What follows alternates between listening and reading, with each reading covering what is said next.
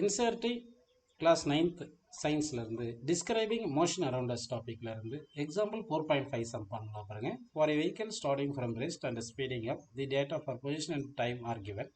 Plot the position time graph அப்படின்னு சொல்லியிருக்காங்க. Y ஆக்சிஸில் position எடுத்துக்கலாம், எக்ஸ் ஆக்சிஸில் டைம் எடுத்துக்கலாம். எக்ஸ் ஆக்சிஸில் வந்து 5 டிவிஷன்ஸ் வந்து 2 செகண்ட் எடுத்துக்கலாம். இந்த 5 டிவிஷன்ஸ் இருக்கு இல்லையா, இது 2 செகண்ட் எடுத்துக்கணும். ஓகேங்களா?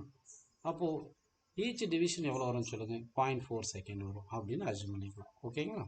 சரி, அடுத்து ஒய் ஆக்சிஸ் எடுத்துக்கலாம் பாருங்கள். ஒய் ஆக்சிஸில் பொசிஷன் எடுத்துட்டிங்கன்னா 5 டிவிஷன் 5 மீட்டர் எடுத்திங்கன்னா ஈச் டிவிஷன் ஒரு மீட்டர் வரும். அப்படி எடுத்துக்கணும். ஓகேங்களா? இது 1 மீட்டர், இது 2 மீட்டர், இது 3 மீட்டர், இது 4 மீட்டர் அப்படின்னு வரும். இப்போ ஃபஸ்ட்டு பாருங்கள், 0 செகண்ட் இருக்கும்போது 0 மீட்டர் கொடுத்துருக்காங்க. அப்போ இந்த பாயிண்ட்டை மார்க் பண்ணிக்கலாம். 0 செகண்டுக்கு 0 மீட்டர். அடுத்து 2 செகண்ட் 1 மீட்டர். அப்போ 2 செகண்டுக்கு 1 மீட்டர்னா ஒரு டிவிஷனில் மார்க் பண்ணலாம். அப்படி பண்ணிக்கலாம். ஓகேங்களா? அடுத்து பாருங்கள், 4 செகண்டில் 4 மீட்டர். அப்போ 4 செகண்டில் 4 மீட்டர் 4 டிவிஷனில் மார்க் பண்ணணும்.